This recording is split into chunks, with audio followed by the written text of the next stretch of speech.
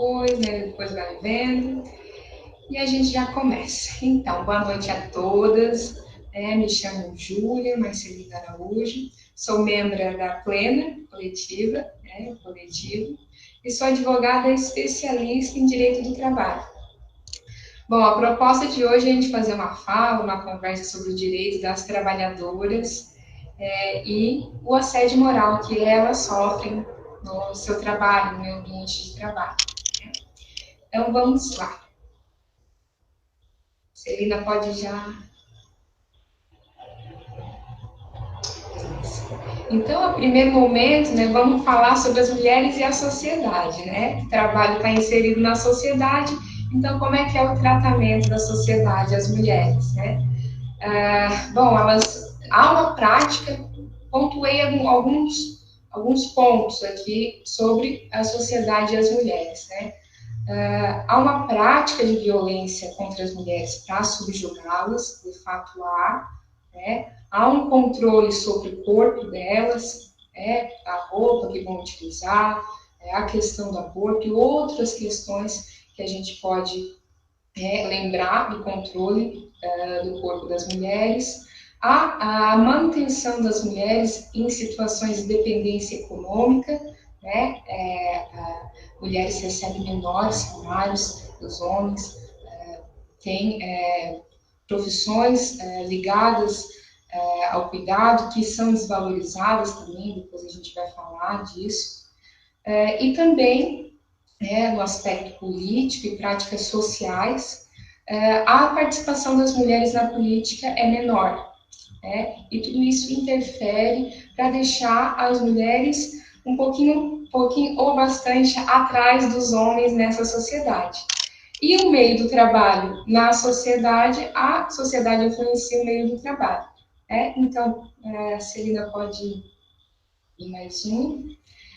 Então, qual é a diferença do trabalho das mulheres e dos homens? As mulheres enfrentam a discriminação do gênero, há uma superioridade ou uma submissão do gênero, já a mulher já é esse preconceito, no meio de trabalho. As mulheres enfrentam uma tripla jornada, falam dupla, mas não é mais dupla, é tripla, porque a mulher estuda, a mulher cuida de casa, cuida dos filhos e trabalha. Uma remunerada, as outras ela tem que dar conta sem a remuneração. Bom, a divisão sexual do trabalho acontece desde criança, quando a gente vê que a gente dá brinquedos ligados ao cuidado para as mulheres, dá bonecas para as mulheres, dá loucinhas para lavar, para as meninas, e para os meninos bola, carro. Então, desde esses pequenos atos, a gente já vê a estrutura da sociedade, como ela vai se formando no mundo do trabalho também. E as mulheres têm profissões ligadas ao cuidado. O que é isso? Bom, a divisão do trabalho, as mulheres ficam com a parte do cuidado, que não é valorizado, porque o cuidado não pode ser valorizado, se minha mãe cuida de mim, é obrigação dela. Não pode ser valorizado isso. O homem fica com trabalho científico. O homem já vem constituído de preceitos que vão fazendo ele seguir a carreira científica. Agora, a mulher é cuidado, profissões cuidados do trabalho que não são valorizados. Por exemplo, a gente pode pegar, por exemplo, a maioria dos formandos em medicina são homens. Graças a Deus já está mudando esse repertório, mas que atuam cientificamente são homens. Os enfermeiros, que é ligado ao cuidado, são mulheres. Então, e por enfermeiro ser menos remunerado que médico, a gente vê que as profissões ligadas ao cuidado, elas são menos valorizadas. Então, há essas diferenças entre mulheres trabalhadoras e homens trabalhadores. Vamos lá? Bom, na nossa Constituição, de 1988, nossa Carta Maior, nossa Carta Magna, fala que não basta a igualdade de direito, mas, de fato, vamos tentar conseguir essa igualdade de fato. Está ali na Constituição. Gênero tem suas diferenças biológicas e sociais, reconhece isso. Daí, eu pontuei ali 3 artigos mais interessantes. Bom, o artigo 3, que é objetivo da República Federativa Brasileira promover o bem de todos, sem preconceito de origem, raça, sexo, cor, idade e qualquer outra forma de discriminação. No artigo 5, a gente também vê que todos são iguais perante a lei, sem distinção de qualquer natureza, garantida aos brasileiros e aos estrangeiros a habilidade do direito da vida, da liberdade, da igualdade, da segurança, da prosperidade são os seguintes: homem e mulher são iguais em direito e obrigações. Lindo. E o artigo 770, que é da ordem econômica, né, diz que a ordem econômica é fundada na valorização do trabalho. Isso é muito importante, né? Somos um país capitalista, há uma livre iniciativa, mas ponderada com a valorização do trabalho. O trabalhador não pode ser mercadoria, né? Somos capitalistas, vamos explorar, mas sempre a valorização do trabalho. Então, esses 3 artigos eu pontuei da nossa Constituição, para a gente fazer uma primeira fala. Bom, outras normas. Agora, umas normas, eu pontuei normas específicas das mulheres, né? Bom, muitas conquistas, né, que as mulheres trabalhadoras elas tiveram ao longo do tempo. Temos que reconhecer. Por exemplo, ali, em 1995, a lei proibiu o atestado de gravidez, a exigência do atestado de gravidez. Ou seja, a mulher fala, estou grávida, quero ver. O patrão não pode falar, quero ver o atestado. Não, discriminação. Ou também de esterilização, também não pode pegar um atestado. Isso foi só em 95. Em 99, a CLT introduziu regras claras quanto ao acesso da manutenção da mulher no mercado de trabalho.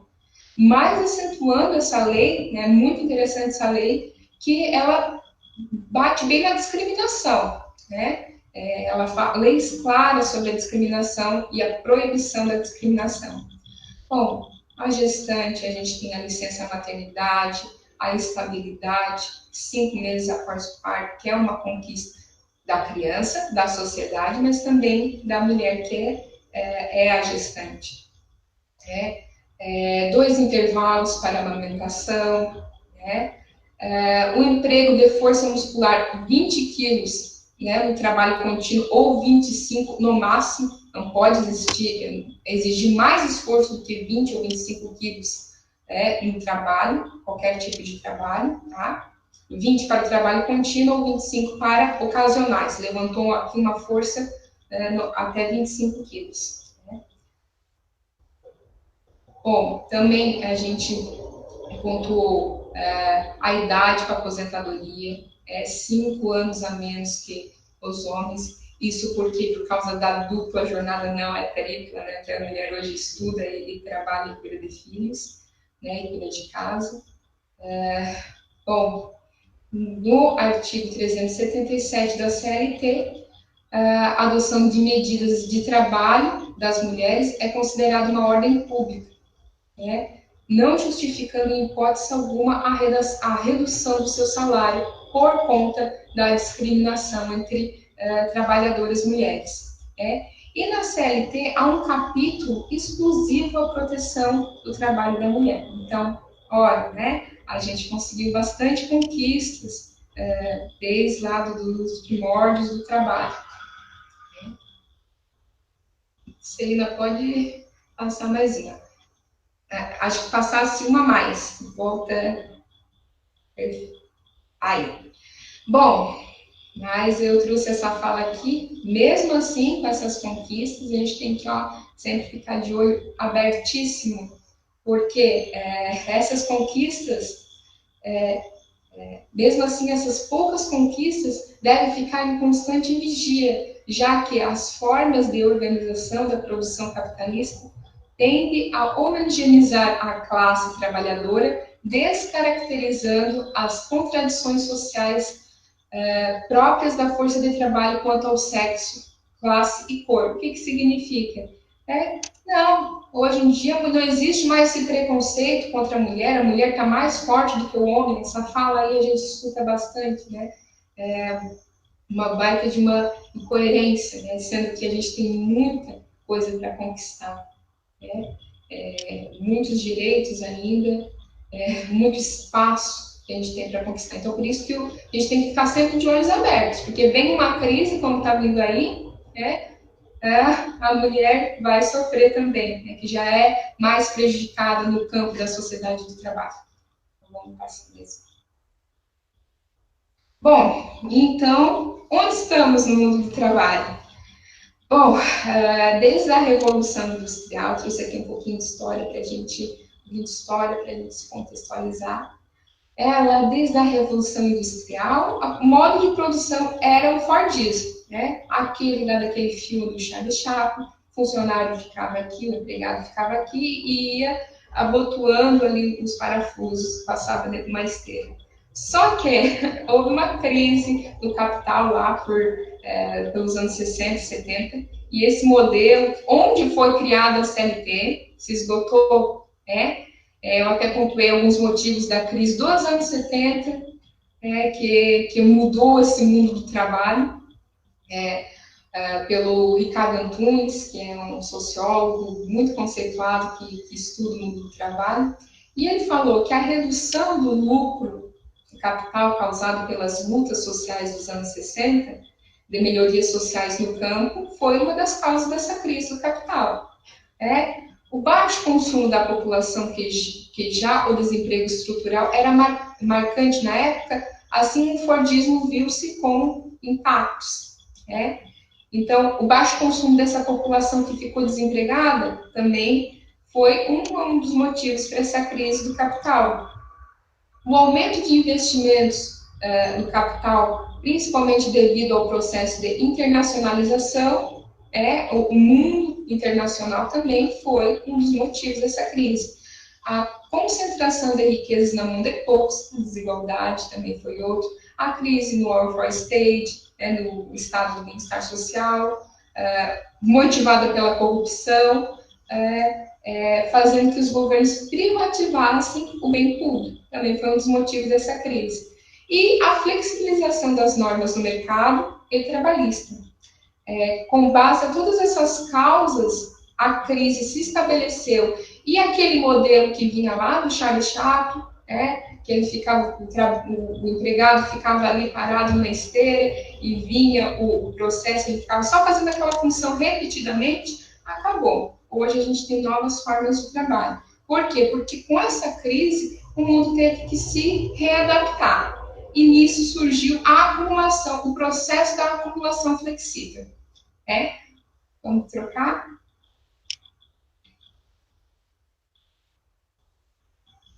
Então, a produção da acumulação flexível é um novo mundo, um novo processo, onde a tecnologia é essencial para isso. Então, hoje em dia, tu pede, daí vão produzir, a mão de obra é tudo especializado, a flexibilização na produção das demandas do mercado, a produção das demandas do mercado evita estoques, hoje não tem mais estoques, produz na medida da demanda, o desmanche da massa de operários, incentivando as empresas de pequeno porte, e a tecnologia, que foram essenciais para esse modelo de produção. Mas onde é que eu quero chegar com isso? Bom, com essa produção flexibilizada, o fator de trabalho também é flexibilizado. Produção flexibilizada, o trabalho, que é uma das produções, alguma dos fatores de produção, também está sendo flexibilizado. Pode passar mais um. E automaticamente, se o trabalho está sendo flexibilizado, as normas trabalhistas também estão sendo flexibilizadas. E o que é a flexibilização das normas trabalhistas?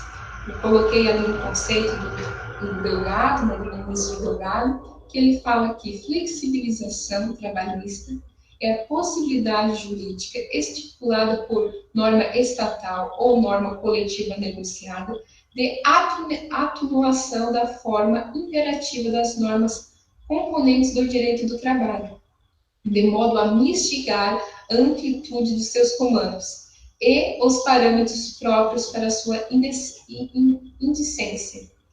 Ou seja, trata-se da diminuição das normas juris-trabalhistas ou da amplitude de seus efeitos. Então, vamos lá. Antes, as normas, a CLT foi feita numa produção que era uma produção que o funcionário só fazia aquilo. Hoje em dia, a gente está num novo tipo de produção, uma produção que com a tecnologia se produz lá na China e manda vir para cá. Então, logo, ou as normas trabalhistas e tanto o trabalhador vai ter que se adaptar a esse novo tipo de produção também. Eu não quero que tu fique aqui um dia inteiro trabalhando numa coisa só. Não quero que tu trabalhe por horário. Eu quero que tu trabalhe por efetividade, por eficácia. Então, novos estilos, nova produção, novas normas e nova flexibilização. Pode ir para a próxima. E então, em tudo isso, mas realmente estamos numa flexibilização, estamos num trabalho, uma produção que está outra. Mas o que está acontecendo? A gente tem que tomar muito cuidado. Claro, tem que fazer reforma, mas muito cuidado aonde pisa, porque não vamos tirar a valorização do trabalho que está ali na Constituição. Trabalhador não é uma mercadoria. Então, o que aconteceu ali em 2017, O nosso governo liberal, com essas ideias liberais, estamos em novas fórmulas de produção, estamos mesmo, mas veio a reforma trabalhista, que foi um impacto muito grande na vida dos trabalhadores, porque ela não visou a valorização do trabalho, ela visou só esse meio de produção novo que está aí. Claro, a gente está com uma empresa aqui, outra lá, um especialista aqui, outra lá, está muito rápido, internet, tecnologia, não precisamos de um trabalhador ficar um dia inteiro ali, não precisamos. Mas ela não cuidou disso, então a reforma trabalhista foi uma deforma, não foi uma reforma para os trabalhadores. Eu pontuei aqui pequenas coisas, pequenas coisas que mudaram, que mudaram para pior. Pequenas coisas, muito mais que veio com a reforma trabalhista. Bom, novas formas de trabalho, terceirização, trabalho intermitente, são novos tópicos, novos tipos de trabalho aceitáveis na reforma trabalhista, que antes não era aceitável. Mas por que não era aceitável? Principalmente vou pedir uma fala mais focada na terceirização, que é o meu ponto de estudo, que eu estou terminando a minha dissertação sobre a terceirização. E por quê? Porque é tão assustadora a terceirização, assim, não, é só uma especialização. Mas o que acontece? Vamos lá, vamos pensar assim, uma empresa contratava um trabalhador, aqui, uma empresa com uma relação aqui direta, uma empresa e um trabalhador.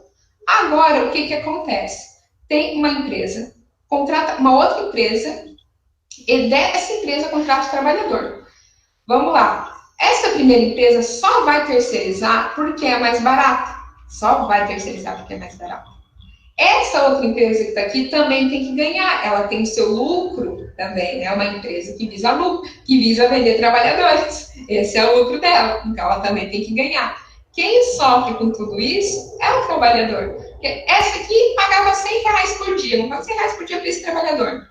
Mas, no combo que ela fez aqui, nesse acordo com essa outra empresa, hoje ela vai pagar só 80. E essa empresa também vai tirar uns R$20 de lucro dela. Então, o que sobrou para o trabalhador? Sobrou ele ter que trabalhar muito mais, para pagar os R$100 que ele ganhava. Hoje ele ganha só 20 aqui, 20 ali. Hoje ele ganha só R$60. Então, ele vai ter que trabalhar mais, vai fazer bico, vai ser Uber, enfim, é aí que ficou a terceirização. Vem mais empregos por causa disso. Pera aí, não temos comprovações que vem mais empregos. Muito ao contrário, porque um trabalhador vai ser mais explorado, ele vai trabalhar mais, então vai ter menos empregos. E tá aí também a taxa de desemprego aumentando. Esse é um tipo de modalidade que não era permitido e veio com a reforma trabalhista.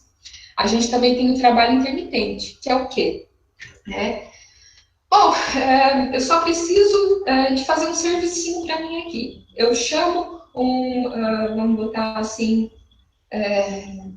eu preciso arrumar o meu computador, né? De vez eu ter um funcionário aqui que fique só para isso, não, eu só pago uma horinha que ele vem aqui, faço um contrato de trabalho, pago reflexo só dessa hora que ele trabalhou, né? E pronto. E tá, parou a minha relação de trabalho. Faço o cálculo só dessa uma hora que ele trabalhou. Isso também é muito prejudicial, porque não tem vínculo, não tem aquela relação de trabalho que a gente se espera, que é a valorização do trabalho. Enfim, terceirização, trabalho intermitente, que vão gerando também trabalhos informais, né? Principalmente pela terceirização, que faz uma MEI para mim e pronto. Muitas vezes, o que acontece? O empregador contrata uma empresa que, na verdade, é funcionário que é uma MEI. E pronto, né? Acabou o vínculo, né? Não tem vínculo, não tem que pagar reflexo, não tem que pagar mais nada. Vamos lá. A gestante também... Não. Vamos voltar. Minha mão só lê ali no tópico da terceirização. Você falou, vamos lá. Aí eu achei que você queria ir lá. Não, é que a minha mão só lê ali na terceirização. Bom, gente, gestante, né? Antes, a gestante não podia trabalhar em graus de insalubridade. Hoje ela pode, por causa da reforma trabalhista que revogou esse artigo, achou sem sentido esse artigo e revogou. O que eu quis aqui é pontuar mais percas para as mulheres. Né? Essa foi uma perca da reforma trabalhista. Também foi retirada os 20 minutos de descanso que a gestante tinha. Muitas não sabiam, né? Mas tinham. Cada vez que faz hora extra, elas tinham 20 minutos. Todas as mulheres, 20 minutos de descanso. Não poderia fazer a mais, direto, hora extra. Não. E hoje, retirada pela dita reforma trabalhista. Bom, e também trouxe o enfraquecimento do sindicato, que hoje não é facultativa as taxas sindicais, né? Para não fazer reuniões, o sindicato não ficar incomodando lá, o sindicato afrouxar sua convenção coletiva, né? Então, para tudo isso, veio com a nossa reforma trabalhista. Agora sim, vamos lá. Bom, essa fala aqui também é importante. As mulheres já são submetidas a piores condições de trabalho, expostas a uma maior probabilidade de acidente de trabalho, com suas jornadas mais extensas. Por que mais extensas? Ela tem um trabalho remunerado e tem um trabalho não remunerado, que é o quê? Cuidar de casa, que é um trabalho também, cuidar do filho, que também é um trabalho. Ligado ao cuidado que não deve ser valorizado, porque o cuidado tem que ser de graça. Bom, expostas a uma maior probabilidade de acidentes, por causa dessas intensas jornadas, prorrogação da jornada de trabalho, intensificação do ritmo de trabalho, querendo dar conta de mais. A mulher dá conta de mais coisas. Não dá, não, que tem que dar conta de mais coisas. Menores salários, ausência de usufrução de férias, direitos reduzidos, alta rotatividade nos postos de trabalho e fragmentação da classe trabalhadora vindo com essa reforma trabalhista. Então tá aí a situação da mulher atual, com todos os trabalhadores sofrendo, e a mulher sofre um pouquinho mais, que ela já está ali mais prejudicada, ela já está ali tendo que dar conta do cuidado, tendo que dar conta de casa, do trabalho, os postos de trabalho, querendo ou não, os demais desvalorizados ficam com as mulheres ainda hoje. Então, essa é a nossa figura atual. Mas, temos desemprego aí batendo na porta. Eu fiz essa pesquisa hoje, e foi de semana passada essa pesquisa. Desemprego no Brasil sofre 13,8% em julho. Maior taxa desde 2012. Pandemia, desemprego, medo de perder o trabalho. Isso está muito em alta. Insegurança, saúde, tá uma loucura, né? O país perde 7,2 milhões de postos de trabalho em 3 meses de pandemia. A população ocupada escolhe o menor contingente já registrado na pesquisa do IBGE. Então, esse é o nosso cenário que estamos vivendo atualmente. Celina pode... Bom, mas até onde vai o desemprego, né? O medo do desemprego. Eu classifiquei aqui, eu acho que até que esse slide era para estar mais uma para baixo, mas não tem importância que eu falo dele agora. Bom, eu classifiquei aqui a maioria das reclamações que eu encontro aqui no escritório. Para a gente entender que até onde é o aceitável pelo desemprego. Ah, estou com medo de desemprego, estou com medo de perder essa vaga. Mas até onde a gente releva o nosso direito? O que acontece muito? Registro, sem registro e tardio. O patrão fala, não vamos registrar. Patroa fala, não vamos registrar, vamos aguardar um pouquinho. Fica enrolando, tá ali no contador, daqui a pouco vai vir registro. Mas o que acontece se não registrar? Nosso INSS, nosso FGTS, os nossos pagamentos, a nossa carteira registrada é direito nosso, a anotação da nossa carteira. Então, assim, tem que ser pensado muito bem nesse ponto. Também o que acontece? Registrado, mas estou te pagando um extra que não está no registro. É um bônus, é um extra, sem registro. Daí o que acontece? Não paga o nosso FGTS, não paga o nosso INSS. Na hora de se aposentar vai pesar. Na hora de querer comprar uma casa nova, a primeira casa, vai lá pegar o FGTS, cadê? Então, no momento, a gente quer a todo custo manter aquele trabalho. Mas lá na frente, depois, e se continuar, e se já começou assim, registrando tardio, como é que vai ser esse trabalho? Será que vai ter alguma consideração comigo, trabalhador, que estou ali lutando para manter a empresa, estou vestindo a camisa da empresa? Então, até onde vai esse nosso medo de desemprego? Aí, Bom, desrespeito com a da jornada de trabalho, isso aí também muito, Acontece muito. Se a nossa jornada é aquela, a gente tem 15 minutos de intervalo, máximo 8 horas, se não é hora extra, ou compensação. Hoje ficou muito flexível, graças à reforma, muito flexível. A folga aqui compensa em até 2 meses, dá de compensar, trabalha um pouquinho mais, mas tem que ser certinho. A gente tem que controlar nossos pontos, tá? Até 10 funcionários a gente controla, se a empresa tiver mais que 10 funcionários, daí é ônus da empresa, daí a gente não se preocupa, mas registra ali certinho. Se é 17 e 58 que eu estou saindo, é 17 e 58 que eu estou saindo. Colocamos ali bem certinho, segurança meu e do meu patrão, do meu empregador. Então, esse registro, esse controle é essencial também. Bom, os pagamentos de reflexo, como eu já falei ali, o pessoal não paga, só paga ali o valor da carteira, não paga os reflexos. Daí, por isso... reflexo, Júlia? Acho que... O INSS e o FGTS, são os reflexos do trabalho. A gente fala assim, a gente acaba esquecendo, Eu pontuei ali. Daí, o que acontece? Hoje está muito fácil de ver nossos reflexos. Tem aplicativo para tudo, inclusive com a mesma senha, tá? Mesma senha de pedir auxílio, mesma senha do meu INSS, baixa o aplicativo do meu INSS, está pagando ali direitinho, tá? Que bom.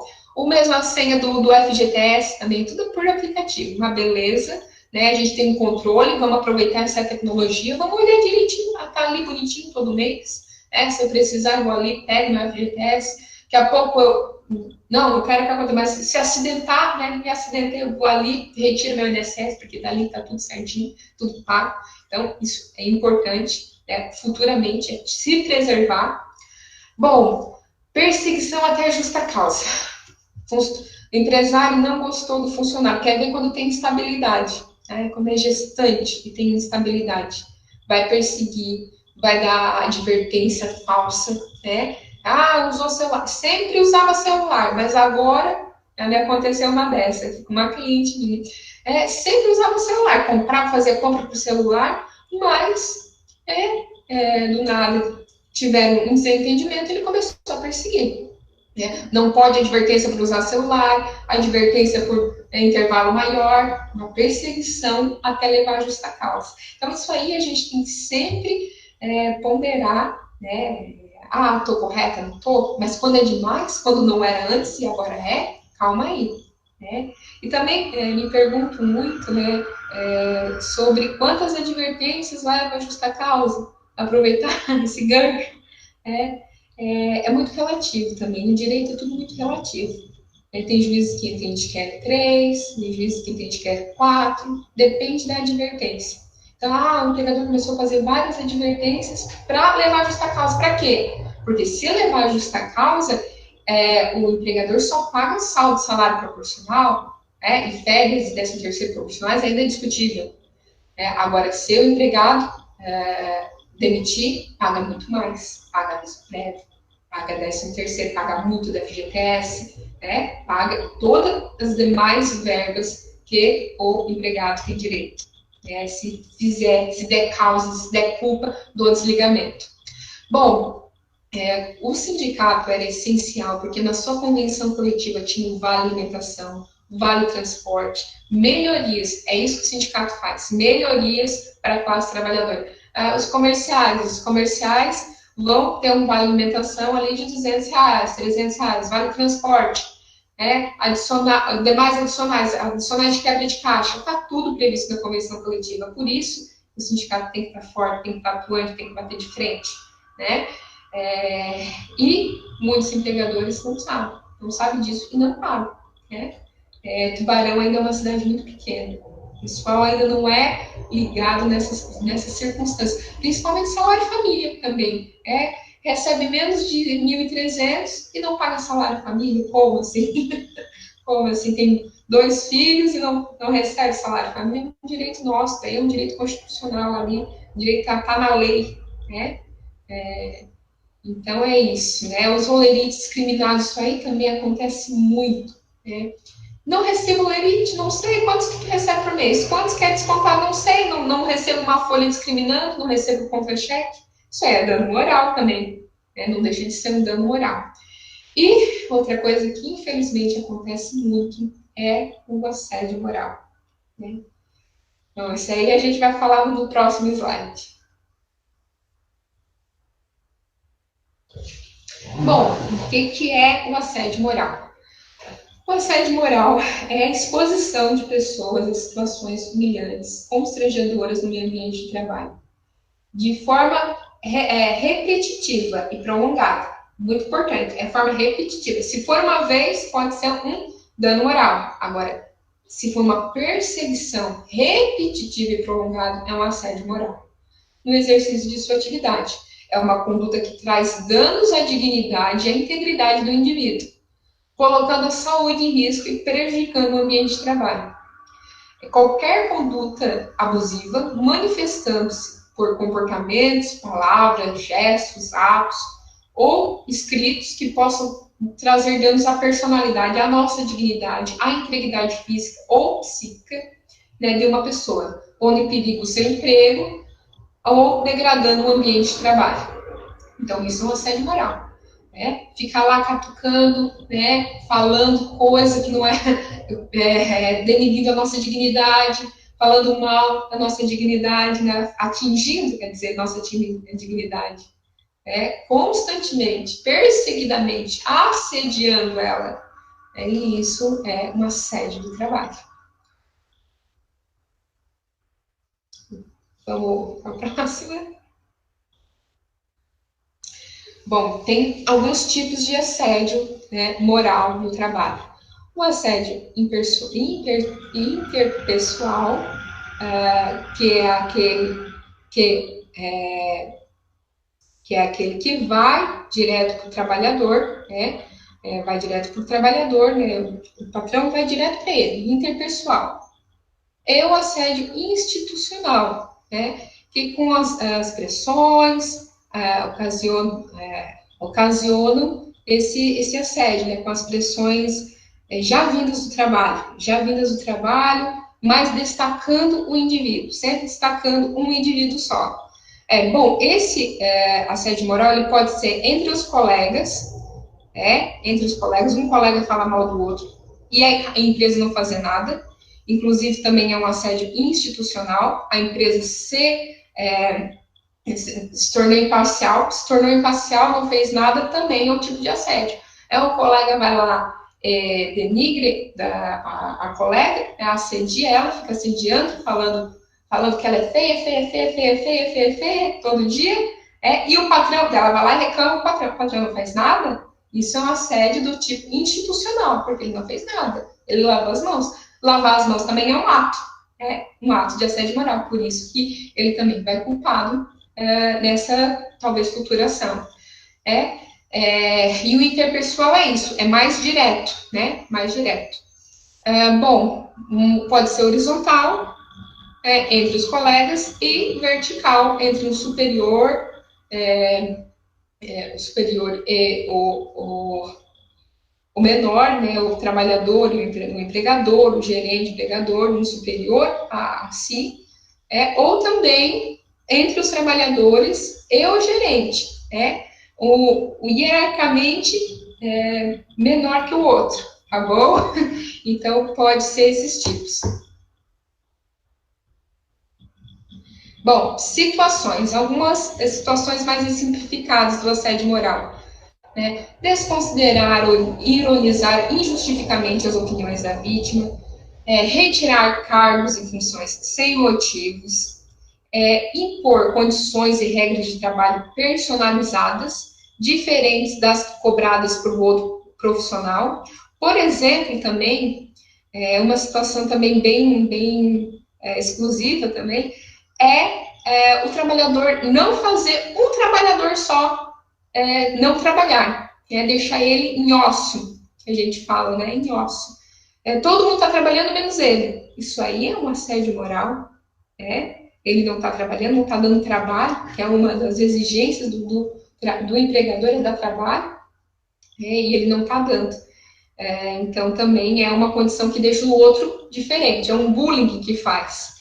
Delegar tarefas impossíveis de serem cumpridas ou determinadas, ou prazos incompatíveis para a finalização de um trabalho, manipular informações, deixando de repassá-las com devida antecedência necessária para que o colaborador realize suas atividades, vigilância excessiva, também tem a questão da câmera, a câmera está aqui atrás, tem que tomar muito cuidado, também a vigilância excessiva, ficar direto vendo o que o trabalhador está fazendo, um assédio moral também. Limitar o número de vezes que o colaborador vai ao banheiro e monitorar o tempo que ele permanece no banheiro.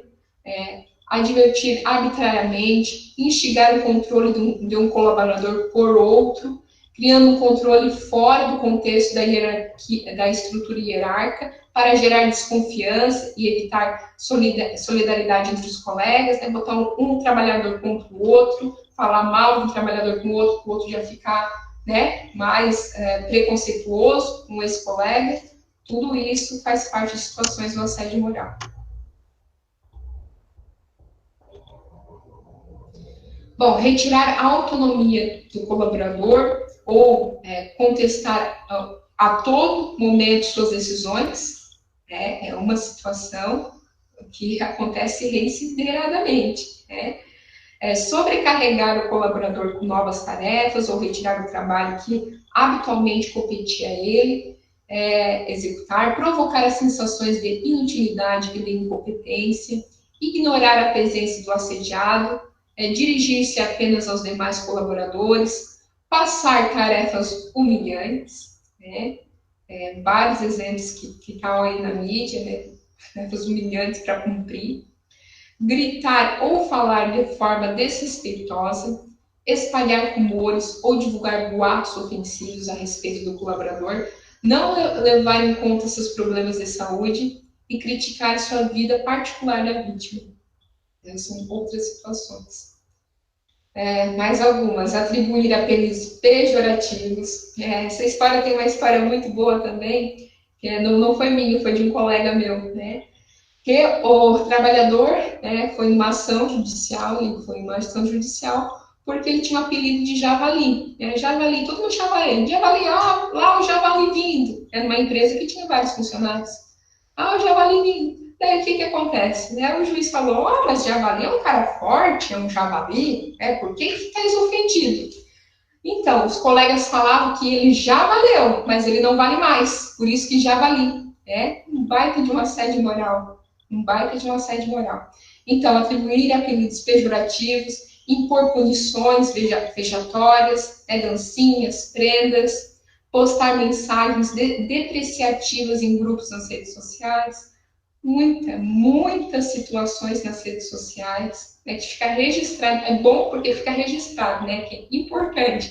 Um assédio moral é importante quando se tem prova e se é registrado. Evitar a comunicação direta, dirigindo-se à vítima apenas por e-mail, bilhetes ou terceiros, de outras formas de comunicações indiretas. Isolar fisicamente o colaborador para que não haja comunicação com os demais colegas. Bom, falando em assédio moral, falando em mulheres, a gente não poderia não falar da discriminação que acontece com a gestante. Por quê? Infelizmente, a gente está numa sociedade que vê o trabalhador como um fator de produção. E quando a mulher engravida, a empresa já fica, a maioria das empresas, infelizmente, elas já ficam nervosas.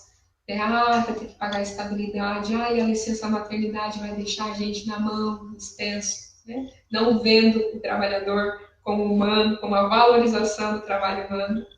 Então, as mulheres enfrentam isso. Infelizmente, elas ainda enfrentam isso. Porque o que acontece? Bom, algumas gestações, elas não são tão boas contra as outras, A mulher sente um pouco mais de dor, tem que respeitar um pouco mais seu corpo, principalmente na gestação. E pega atestado, e tem que faltar ao trabalho. É chato para a trabalhadora, para o empregador também, ele fica nervoso. É uma situação delicada. Mas, se o empregador ele passar os limites, o que é passar os limites? Tentar fazer a gestante se demitir, para não pagar a estabilidade dela, tentar de todas as formas, ficou gestante, agora eu vou engrossar. Vou exigir ela um monte para ela pedir a demissão e eu não pagar mais essa estabilidade. Bom, a gente consegue pedir a rescisão indireta. Tá? Que até que aconteceu, tem até um caso meu, que infelizmente a gestação foi complicada, ela tinha várias dores, e a empregadora exigia o máximo de esforço dela por questão dela ter ser grávida, inclusive a gerente dela também estava grávida, mas era uma gestação mais tranquila. Exigia dela, e ela não aguentou, ela foi com uma ação judicial, pediu a rescisão indireta. O que é a rescisão indireta? Só se consegue por meio da justiça essa rescisão indireta, que é quando eles falam assim, quem está errado, esse trabalho não está sendo legal, esse trabalho tem que ser desligado, porque não está dando certo. Agora, quem é a culpa? De quem é a culpa desse desligamento? É do empregador, que assediou a empregada por ela estar grávida. Então, o empregador vai ser rescisão indireta, tu vai pagar tudo, todas as verbas, se tu fosse demitir ela. Então, paga, por exemplo, a estabilidade toda indenizada. Se tem 15 meses de estabilidade, vai pagar ela toda indenizada. Todos os meses indenizados. Vai pagar aviso prévio, multa, como se ele fosse demitir ela na estabilidade. Então, é isso. Verificou que está além do normal, discriminando além do normal, passando da boa-fé, o jeito é entrar com uma ação e pedir essa rescisão indireta. Bom, consequências desses assédios moral que infelizmente acontecem no trabalho. Aí que a gente tem que ponderar, onde é que está o desemprego? Desemprego batendo, mas até onde os meus valores vão? Até onde as minhas dores vão? As minhas palpitações? Até onde eu aguento esse assédio moral? Porque o que acontece? Dor generalizada, palpitações, distúrbios digestivos, dores de cabeça, hipertensão arterial, alteração do sono, irritabilidade, crises de choro, abandono das relações pessoais, problemas familiares, isolamentos, depressão, síndrome do pânico, estresse, esgotamento físico e emocional, perda do significado do trabalho e até chegar no suicídio. Porque, olha, gente, vamos pensar, a gente passa boa parte do nosso tempo trabalhando. Se aquele ambiente de trabalho não está bom para a gente, se está prejudicando a gente, nossa saúde, consequentemente, ela também vai ser prejudicada. Porque se passamos 8 horas do nosso dia, no mínimo, trabalhando, e for um ambiente insalubre, algum efeito colateral vai causar. Então, a gente tem que ponderar essa situação até onde eu vou aguentar esse trabalho. Até onde a minha saúde vai aguentar esse trabalho. E é tão legal, né, que a gente está falando de uma época de saúde agora, tão em alta. O principal é a saúde, cuidar da minha saúde mental, física e mental. Então, essa reflexão que a gente tem que fazer, né? Bom, eu também fiz uma fala aqui, botei um slide do assédio sexual ao trabalho, que infelizmente acontece com a maioria das mulheres, né? Conduta, o que é assédio sexual no trabalho? Conduta de importunação reiterada e maliciosa, explícita ou não, com interesse e conotações libidinosas de uma pessoa física com uma relação a outra. Mas essa não precisa ser reiterada às vezes. Aconteceu uma vez, né? Perturbou uma vez, falou alguma coisa com conotação sexual, incomodou, é assédio sexual uma vez. Só que o que é a minha eterna angústia sobre isso? Eu até já fiz um artigo. Provas, né? Quando a gente fala de assédio moral, quando a gente quer ir para frente botar uma ação, se achou lesionada, injustiçada e fica indignada, a gente tem que falar de provas. Infelizmente, a justiça é feita de provas. E o assédio sexual, ela é muito difícil. E, inclusive, ela é perigosa. Por quê? Se a gente for uma ação e não tiver provas, a trabalhadora que foi prejudicada sexualmente, ela pode até ser impugnada, pode ser denunciada por um crime de calúnia, porque ela imputou a alguém um crime, que é o assédio sexual.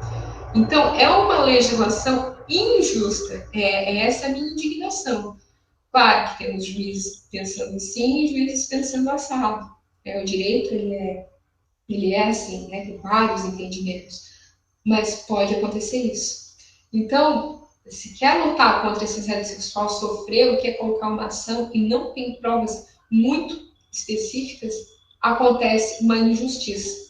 E é essa a minha indignação com esse assunto. Poder responder ainda criminalmente. A pessoa foi lesionada, foi assediada e pode responder criminalmente. Essa ainda a nossa justiça. Então, eu só coloquei aqui, pesquisas apontam que em 2011, feita lá nos Estados Unidos pelo grupo ABC, 59% das mulheres ficam caladas quando sofrem assédio sexual no trabalho. Também são 42% das mulheres e 15% dos homens. Os homens também sofrem, claro, muito menores escalas, mas também sofrem o assédio sexual. Podem sofrer. Isso. Bom, o que fazer? Sofremos um assédio, uma discriminação, um assédio moral, um assédio sexual. O que eu vou fazer? Provas. Hoje é fácil. Hoje, gravação, a gente aperta no celular, começa a filmar. Provas.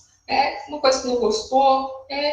Vou armazenando provas, porque futuramente a gente pode discutir isso e ver se realmente estava fazendo uma conduta legal ou não estava, com certeza não, mas sofreu um assédio moral, se ir na justiça, eu já falo assim, não vai fazer de novo, pelo menos vai aprender. Às vezes a gente fica calado, não quer se incomodar, mas aí a pessoa toma a liberdade de fazer de novo. Então, tudo é válido, Ir armazenando provas, se incomodar um pouquinho, até para a pessoa aprender a não repetir essa situação.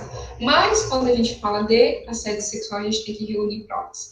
e até às vezes impedindo para pontuar alguns lugares que a gente possa procurar quando a gente sofre. Só que a delegacia aqui do trabalho, que é o Ministério Público do Trabalho, lá em Criciúma, só tem Criciúma, ela só age quando é direito coletivo. Então, a empresa está contratando mão de obra escrava, né, e ela vai lá investir. Agora, as situações individuais têm que ser por meio de advogado, né? Ou também do sindicato. O sindicato também vai dar esse suporte, né? O sindicato é feito para isso também, para dar esse suporte, né? Ou para indicar também um advogado, vamos ser advogado, vai na sua causa, vai em justiça com a sua causa, vai reunindo provas, né? Para conseguir alguma punição, nem que seja monetária. Né? Bom, buscar a ajuda dos colegas, principalmente aqueles que irão testemunhar, porque hoje na justiça do trabalho, o trabalhador enfrenta uma dificuldade em prova testemunhal, porque a maioria ainda está trabalhando lá, não vai querer testemunhar com a empresa. Então a gente já sabe dessa realidade, por isso que hoje é tão importante uma gravação, uma foto, muito importante, né? Uma filmagem, e hoje está fácil isso. Bom, buscar orientações psicológicas sempre é bom, né? Para como se comportar, para enfrentar tais situações. Comunicar, eu acho que sempre é importante a comunicação, né? Sofri, não gostei, então a gente tem que falar, fala com calma, né? Que joga para fora, que sempre é o melhor caminho. Né, comunicar ao setor responsável, porque como eu falei antes, se o empregador não fazendo nada, né, está sofrendo ali com um colega e o empregador não fazendo nada, ele também é responsável por isso, né, e vai provando tudo isso, vai deixando ali arquivado, vai deixando gravado, só para deixar, né. Caso não tenha sucesso na denúncia, procurar o sindicato profissional ou um órgão representativo de classe ou associação, por isso que os grupos de trabalhadores, o sindicato, qualquer órgão é muito importante para ter esse apoio também, para a pessoa saber ter alguém para falar, para entender, e orientar, saber orientar sobre aquela situação, porque vai que não é um dano moral tão forte, né, uma assédio moral tão forte, a pessoa vai falar, isso aí acontece, né? Eu acho que não é tão assim. Mas fez de novo. Daí, vamos discutir isso. Mas sempre é bom ter uma outra opinião.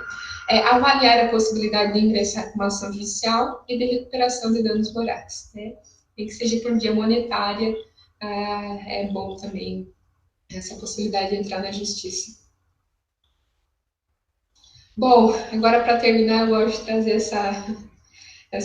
esse textinho aí da Suzana Bardos, que sobre uma sociedade feliz, sem classes, o objetivo supremo do trabalho não será mais o rendimento, o desempenho, mas a criação. Olha que lindo. O trabalho não será mais uma carga que o homem suporta, apesar dele mesmo, porque sem ele não sabe o que se viveria. Né? O trabalho não é só para sobreviver, é uma coisa para a criação. A vida de todos os membros da sociedade será assegurada independentemente de seus desempenhos e façanhas, de modo que o trabalho poderá tornar-se, enfim, uma atividade com sentido. Resistir aos olhos dos homens aquele sentido que já tem para o sábio e para o artista. Esse era o mundo do trabalho ideal. E aqui eu termino a minha fala. Muito obrigada a todas. E não tem todos, né? Só todas. Ali são as referências que eu usei nesse slide.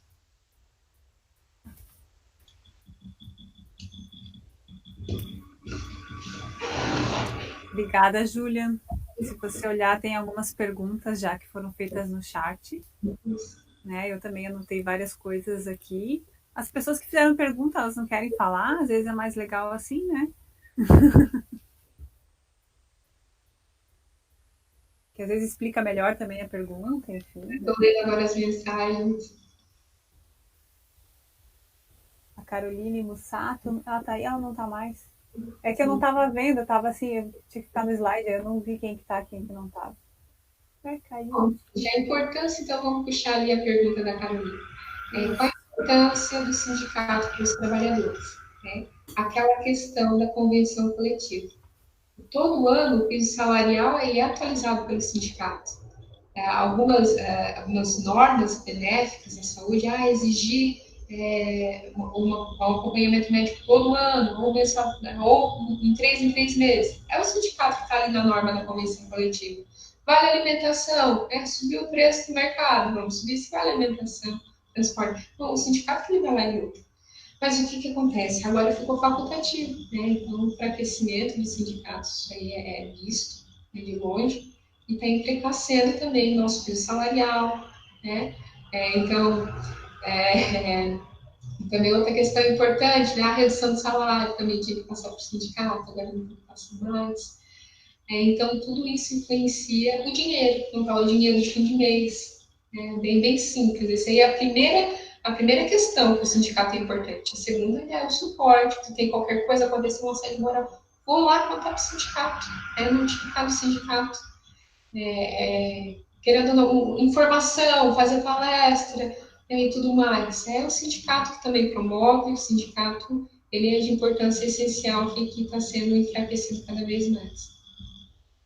E o louco é que os próprios trabalhadores, eu tenho essa impressão, também não querem, né, um sindicato. Coisa de petista, sindicato, né? Claro que o movimento começou ali com Lula, né? Mas muitos benefícios que trazem, né, além da política.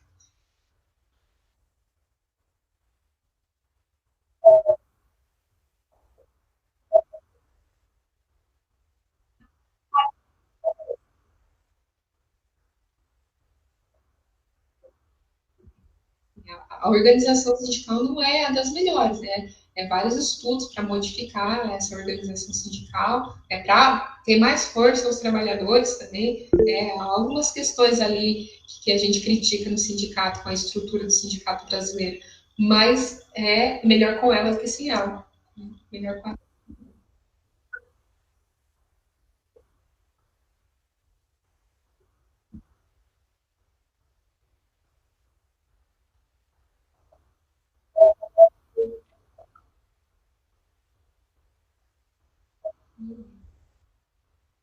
Exatamente, é o movimento social que move, né, as conquistas, sem dúvida.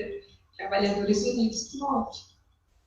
Mas sabe o por exemplo, eu não sou sindicalizada no sindicato dos psicólogos, sabe? E não sei, não me passa na cabeça fazer isso. Parece, estou sendo bem sincera, assim. Eu não sinto como é que vai me ajudar, não sei nem o que eu. Acho que a questão é essa. O que eu preciso? Eu acho que o trabalhador está muito conformado, talvez ele esteja muito. O que eu preciso? Tá bom assim, a gente se vira, a gente se conforma. E aí, para que sindicato? Né? A gente dá nosso jeito, a gente aceita a realidade do jeito que é. E aí o sindicato ele vira uma coisa assim, realmente, de gente muito revoltada, alguma coisa nesse sentido. Eu hoje eu não consigo vislumbrar. Eu até tenho uma demanda aqui de equiparação de carga horária com os assistentes sociais, porque eu trabalho com assistentes sociais que são 30 horas e eu sou 40 horas, né? Mas aí até fiz alguns movimentos nesse sentido para o sindicato, mas aí também eu vi que tinha muito pouca gente que iria entrar junto comigo. Enfim, várias questões aí, se alguém quiser comentar também. Mas acho que às vezes a gente fala de um trabalhador longe e a gente mesmo faz isso, né? É igual a política, né? É igual a política, né? A gente elege lá e depois não sabe mais, nem quer saber, não quer se incomodar. A maioria não sabe que na convenção coletiva, que é o piso salarial, é feito pelas convenções coletivas do sindicato.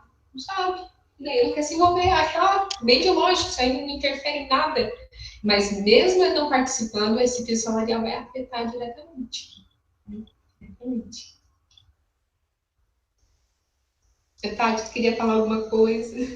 Eu ia dizer que isso aqui é uma coisa bem curiosa, né? Porque a gente não tem muita noção da história do movimento sindical no Brasil, né? E o fato de como ele surgiu no Brasil impacta até hoje e vai continuar impactando, né? O fato de ter sido dado pelo governo e não ser um movimento de luta dos trabalhadores, né? Isso é uma coisa que define o nosso futuro, né? E define inclusive o momento político, porque a gente não tem uma história de luta surgida no povo, né? Foi entregue. Então, é uma coisa curiosa, assim, você pensar na questão histórica. Aquela vez que nós fizemos a conversa com a Cíntia, eu continuei lendo a respeito e fico impressionada como a gente esquece disso.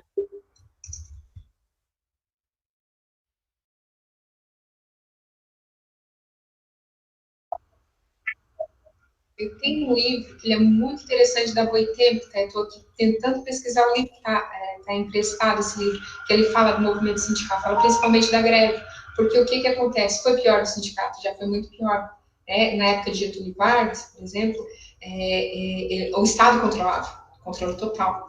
Foi aí no movimento do Lula, daí a gente fala movimento lulista, que o sindicato ganhou uma força maior, além dos anos 70 e 60.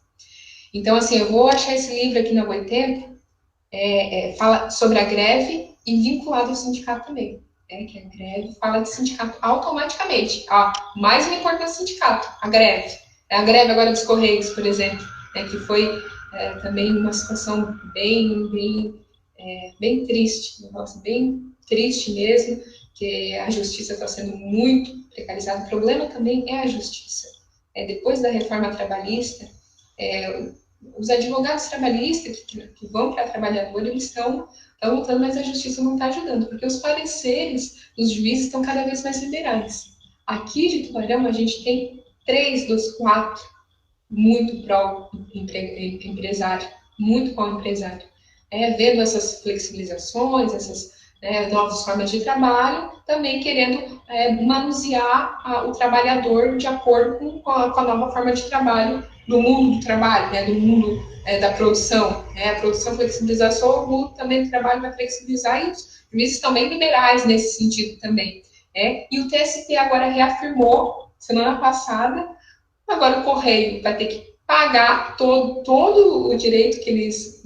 todos os dias, né, eles vão pagar, eles não ganharam nada, foi indeferido a greve deles, e ainda vão ser privatizados. Está aí a nossa reunião, está aí a nossa luta dos trabalhadores, tem que se juntar e tem que ir mesmo. Foi uma greve muito bonita, eles se juntaram e infelizmente perderam essa situação, né? Essa triste e trágica situação, né? Tem uns colegas que trabalham no Correios e eles narraram isso também. Mas eu vou baixar. Essa ideia de greve regulamentada quase que é um contrassenso, né? Uma greve que o juiz permite, quer dizer, você coloca na mão do judiciário como um Deus todo-poderoso que tem o discernimento. A greve, ela não sei lá, me parece que tem que ser uma coisa transgressora, né? Tudo, quer dizer, o direito de subverter está regulado dentro de uma lógica capitalista e burguesa, não faz sentido. É exatamente isso que fala nesse livro também. Fala dos sindicatos, também fala. Se vocês quiserem, eu também tenho para emprestar. Já botei ali no bate-papo. A legislação da classe operária é muito bom esse livro. E também vai essa crítica, exatamente essa crítica aí, realmente mas eu copiei, tá? É porque eu ouvi um podcast que falou desse agora que tu colocou, lembrei. Obviamente que essa ideia não é original, né? Mas é uma contribuição muito importante, né? A gente pensar essa coisa de como a gente se adapta também nesse nível, porque a gente está no jogo, em um dado jogo das regras, e está jogando o jogo sem poder decidir nada, na verdade, né? Então é tudo muito... não tem controle, de fato, de nada. Só ver a precarização chegando, né? Eu não sei o que é esse subtrilha, gente. Alguém conhece? Senão eu vou tirar. Sim, é o meu... tá. É o meu. Lá de casa. Então é isso, meninas. Encerramos. Muito bom, né? Deixa eu ver se tem mais Muito obrigada. A Janete, né, ela agradeceu. Interessante para nos conscientizarmos dos nossos direitos em relação ao trabalho, né? Eu acho agora eu acho essa coisa da legalização da classe operária, já que tu estudou isso, né, Júlia? Eu acho que seria uma coisa muito legal para a gente estudar também e produzir algum material que seja de Instagram, sabe? Mas para botar essas questões, né? Porque a gente normaliza demais isso. Acho que é assim que que tem que funcionar, e que, então o juiz disse que a greve é legal, então os Correios são um bando de baderneiro. Tipo, isso induz toda uma lógica de pensamento na população, né? Vamos aceitar que nem coisa pior. Né? Esse é o cenário que a gente está brigando aí.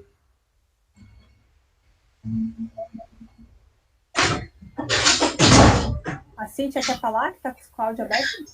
Então, estou com o áudio aberto, né? Estão me ouvindo? Então, a minha contribuição o que eu posso fazer é reunir essas informações que a Juliana muito bem passou e tentar repassar isso para o movimento, para as trabalhadoras, né? Coisa que a gente vem fazendo de vez em quando. Uma coisa que a Celina disse e que é muito comum quanto ao sindicato, quando o posicionamento dela com relação ao sindicato da categoria dela, né? É exatamente isso que as pessoas pensam. De que esse sindicato...